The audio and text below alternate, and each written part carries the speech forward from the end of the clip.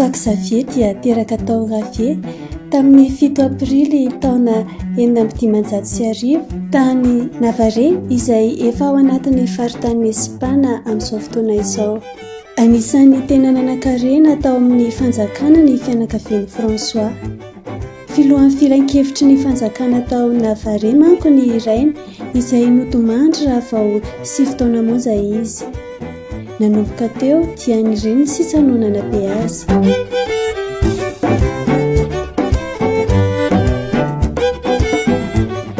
Niezaka nampianatra fiteny Espaniola sy Baskaza ny reniny miaraka tamin'ny pretra iray tao an-toerana tamin'izany.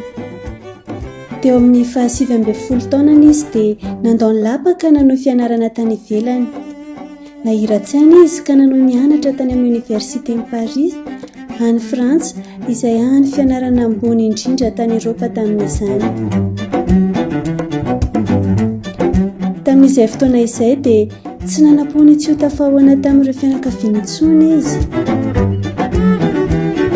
Sy fotoana be izao izy no nianatra tany Paris ary tao anatin'izay no nianarany teolojia ary nahazoany mari-pahaizana manokana tao amin'ilay Université ambony matanjaka fanta-daza no safidiany dia La Sorbonne.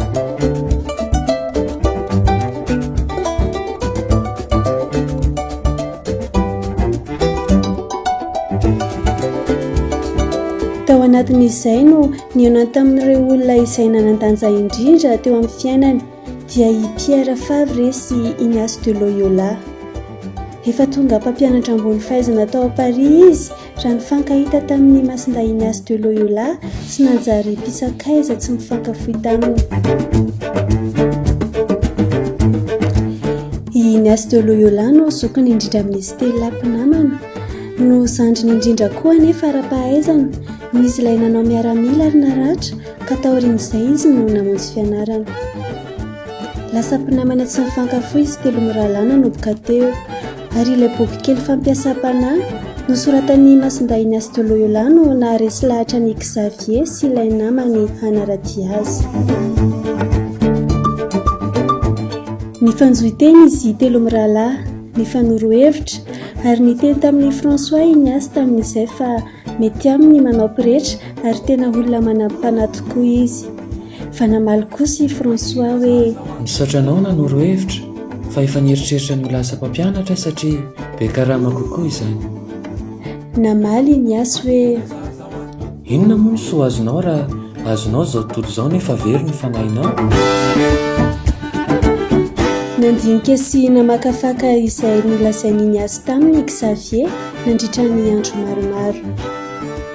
Tsy azony François Xavier an-tsaina mihitsy ilay fiainana anaty fanitrana satria moa izy dia tanaty fianakaviana tena nanan-karena fa rehefa nafantatra izy fa Ignace koa kay tanaty fianakaviana tena mpanefoefo kanefa nisafidiny hahantra hanandao ny fiainany taloha ary hanaradiany Jesosy dia resy lahatra ho azy teo izy. Ny taona 436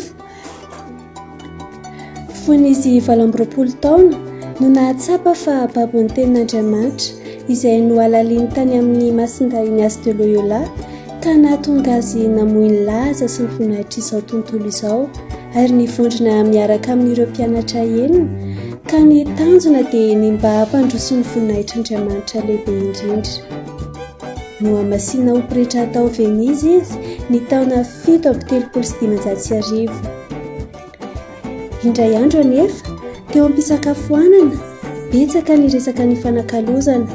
Anisan'izany ny tsiriany hevitra hoe nahoana moa raha makafakatoavana any amin'ny papa isika dia hatsangana ny fikambanana ataontsika hoe fikambanan'i Jesosy. Hoy Ignace de Loyola. Tamin'ny volana septambra 1710 vao nankatoavin'ny papa nefa ny fananganana ilay fikambanan'i Jesosy na ilay antsointsika hoe Jesuita amin'izao fotoana izao. 7 mirahalahy izy ireo no nivondrona tany am-piandohana, niaina voato fahadiovana sy ny fanitrana ary nanao fivahinianana masina tany Jerosalema.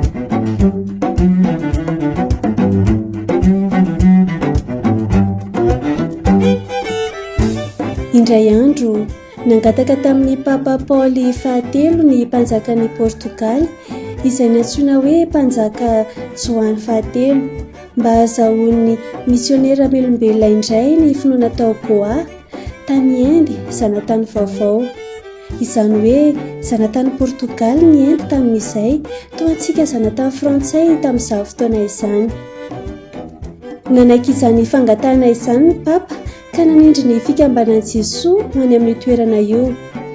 Ka i François no voafidy voahiraka ho any tamin'ny fotoana farany.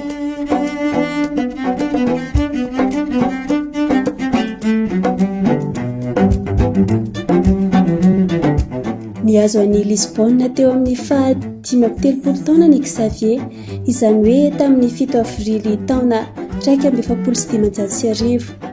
Nahazo fahefana manokana avy tamin'ny papi satria notendrena annonce apostolika mihitsy.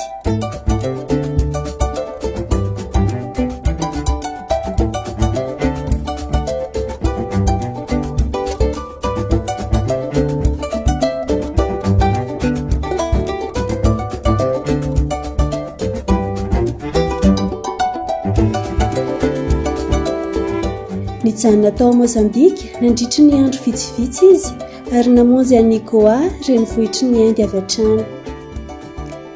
Ny 9 Mey taona 1790 izy no tonga tao Inde. Vatany vao tonga teo an-toerana nefa izy dia nivavaka avy hatrany no nataony. Misaotra anao ary tompo fa tonga soa eto amin'ity toerana ity.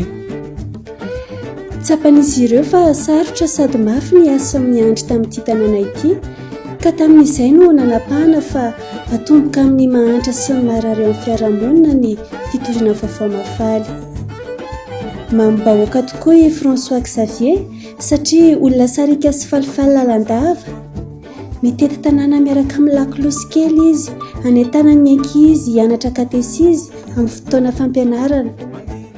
Taorian'izay dia namaky vaky morontsiraka andrefa ny Inde François Xavier mandra-pahatonga ny tany amin'ny faritra Malabar izay atao hoe Kerala ankehitriny. Nandray azy tsara ny mponina tany ary nanambara fa tsy manana trano fiangonana akory mba hiderana an-tompo. Nanomboka teo ary ny fanorenana ka nahavitany trano fiangonana miisa 700 tamin'ny morontsiraka Inde. Nahatarika olona maro kristiana ihany koa izy nandritra izay fotoana natao azy izay. Hakakana ny amponina taona hita azy nahay fitenim-pirenena maro.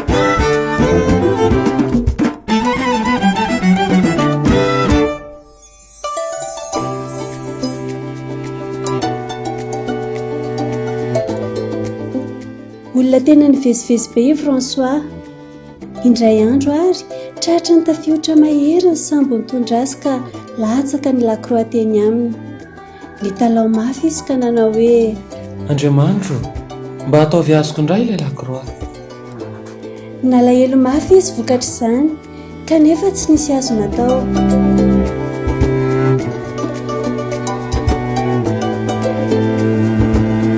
Tsy naharitra nefa izany alahelo izany fa ny ampitsihany raha izy mipetraka teo amoron-drano iny dia indro nisy foza nandeha teny an-tanety. Rehefa hanodiny any akaiky ilay foza dia indro tazany entin'ilay foza ilay lakroa nilatsaka tanaty rano.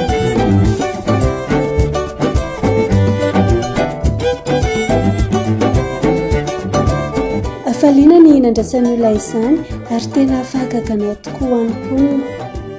Taorian'izay dia nivahiny tany Japon indray mopera François Xavier.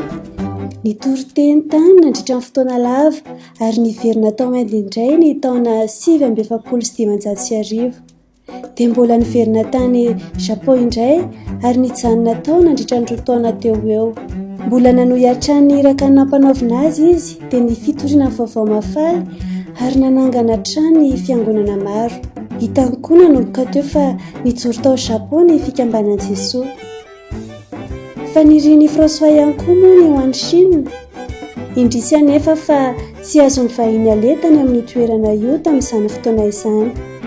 Taona maro taty aoriana tamin'ny taona 1919 vao mba nahazo alalana ho any izy. tonga tao amin'ny firenena kely iray antsoina hoe Shangguan izy ary kely sisa dia ho tonga tao Chine. Faly izy tamin'izay ary vilom-pisaorana tamin'Andriamanitra ka nivavakana anao hoe misaotra anao Andriamanitra, ny hainy mivavaka anao, naniry ny tory anao tamin'ny sinoatrany tanteraka izany ankehitriny. Na dia efa afaka ho an'ny Chine aza nefa i François dia narary izy ka maty tao amin'ny nosy antsoina hoe 5 juin ny 3 desambra taona 2016 teo amin'ny faha 47 taonany. Teo amoron-dranomasina no nalevina izy ary natao tanaty vatapaty hazo. Taorian'izay vao nanapa-kevitra ny namany hamerina ny vatany tany Malaka. Nalevina vetivety tao amin'ny fiangonan'ny Masindapoly tamin'ny taona 1956. Taty aoriana vao nalefa ao amin'ny basilika atao hoe Basilique du Bon Jésus de Goa ary mbola ao izay vatany izay mandraka ankehitriny. Tsy rava ny vatany, tsy simba ary aranty mandritra ny herinandro vitsivitsy isa-taona izy io. Nambaran'ny Papa Grégoire 15 tamin'ny 12 Martsa taona 2019 fa olo-masina i François Xavier niaraka tamin'ny Ignace avy any Loyola sy Thérèse avy any Avila. Hoy Masinda François Xavier tao amin'ny taratasy iray nalefa ho an'ny Masinda Ignace. Tsy mpino anarivony, antapitrisa aza no mety ho tonga kristianina raha misy ny mpiasa.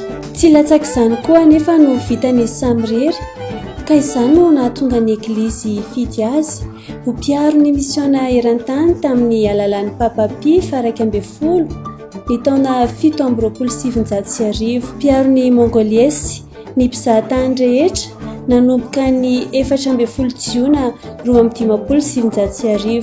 Ankalazaina isaky ny faha 3 Desambra ara ny fetiny izay natsiarovan'ny fiangonana ny nahafatesany. Dia eo ihany koa ny mahampiaro ny afafy afete maneran-tany azy nanomboka ny 7 Aprily taona 2014 tamin'ny alalan'ny Papa François. Lehilahy tsara taiza izy, nandao ny arenany rehetra mba mpitondra ny fanevan-toko tany amin'ny firenena farak'izay alavitra.